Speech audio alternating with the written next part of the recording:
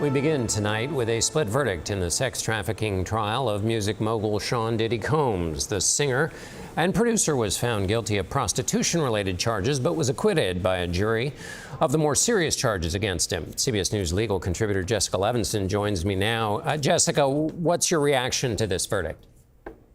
So my reaction is that it tells us a couple things. One, it tells us that when jurors go back into that room and they decide whether or not somebody has been found guilty beyond a reasonable doubt, that they really go count by count, piece of evidence by piece of evidence. This was not a decision, obviously, based on, do we like Sean Combs? Do we think he did bad things? This is a jury doing what they're supposed to do, taking their job seriously and really parsing through. I think the other things that tells us is that those racketeering charges are often very difficult to prove, particularly in this circumstance where the prosecution was having to prove or trying to prove that Sean Combs was head of this criminal enterprise that included these so-called freak-off parties. I think maybe the last thing it shows us with the split verdict is that there really was a problem for the prosecution with the defense continuing to say, maybe you don't like a lot of this behavior, but it was consensual, or does it truly rise to the level of being a federal crime?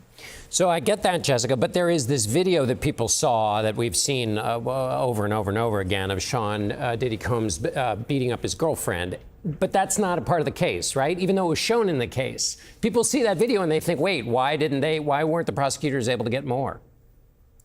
I think the key is that it's part of the case, but the case wasn't about assault. If it was about assault, if it was about, I don't mean merely, but if it was just an allegation of domestic violence, I think we have an open and shut case. What we saw in that video was reprehensible. The question for the jury is that video and then all of the other pieces of evidence. Can you connect each dot to dot to dot and say it rises to the level of a criminal conspiracy or a criminal enterprise? And the prosecution just wasn't able to pass that threshold to proof beyond a reasonable doubt. Again, despite evidence of truly disgusting behavior. Jessica Levinson, thank you.